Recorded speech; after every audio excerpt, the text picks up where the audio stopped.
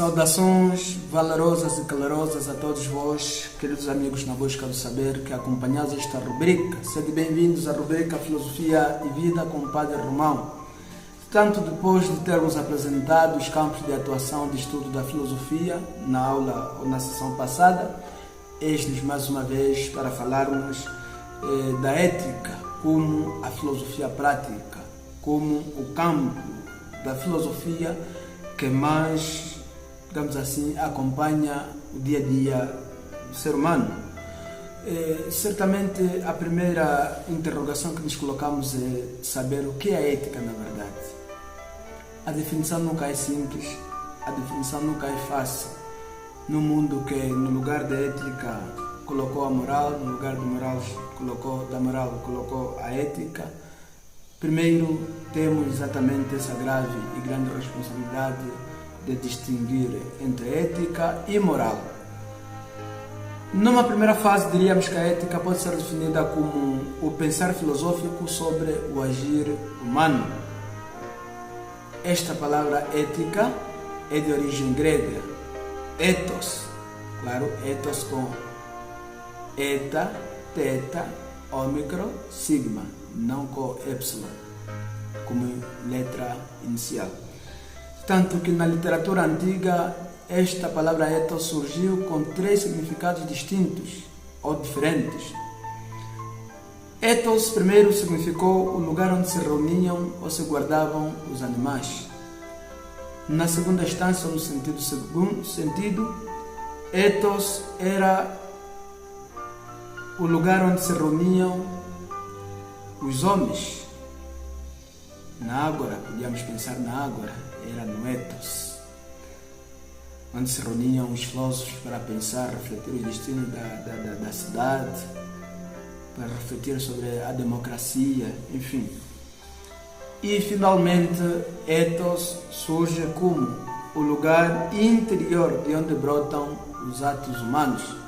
Claro, existe uma diferença entre atos humanos e atos do homem. Atos humanos são ações que os humanos praticam deliberadamente, de reta consciência. Por isso, são ações racionais.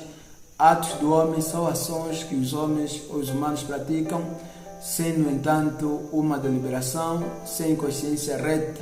Portanto, são as ações involuntárias. Atos humanos são ações voluntárias, atos do homem são ações involuntárias. Aristóteles chegou mesmo a colocar-se exatamente nesta vertente da origem da ética, de ele dizer que a ética era o modo de ser, ou o caráter, que ele próprio chamou de arete. Podemos exatamente ler a sua obra principal sobre a ética a Nicômaco, claro que escreveu depois a ética. Também teve a ética a Eudemo, a Manha Moralia, os três tratados de ética que Aristóteles nos apresenta. Sabemos desde já que não podemos falar de ética sem este grande homem. Portanto, os romanos que viriam conquistar a Grécia, e ali onde temos exatamente de buscar a origem da palavra ética, encontraram esta palavra ethos, eta, teta, ômicron, sigma, que é um modo de ser, como um caráter, como um modo de ser, mas dada a semelhança de som, converteram em ethos, já não com eta, mas com epsilon, teta, ômicron, sigma, que veio a significar hábito ou costume criado por atos repetidos. A razão desta mudança deve-se à diferença de mentalidade.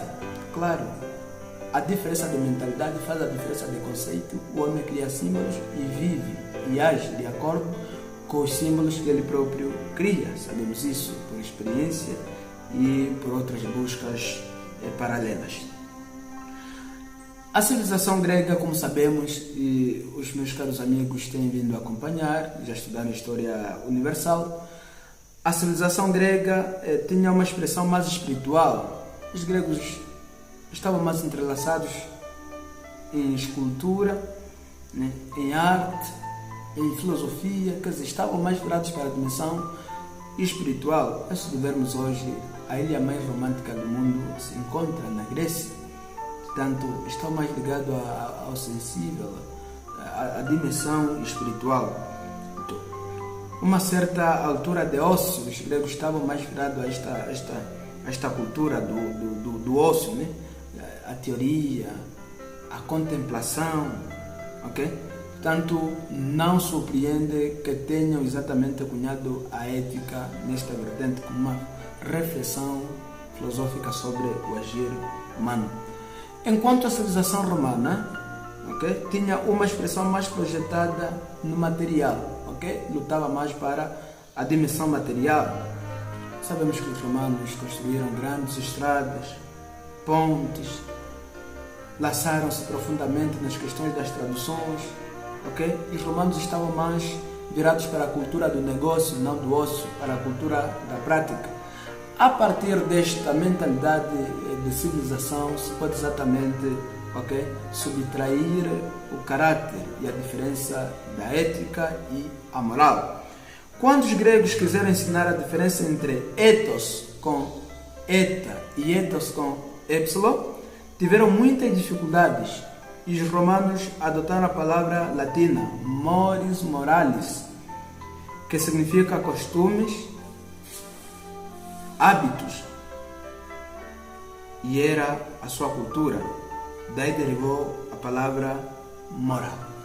Queridos, vemos que o substrato, a definição, o significado de ethos com epsilon é exatamente o que a moral, moralis, veio adotar. Significa o que para o grego era ethos com epsilon, para o latino ficou moral.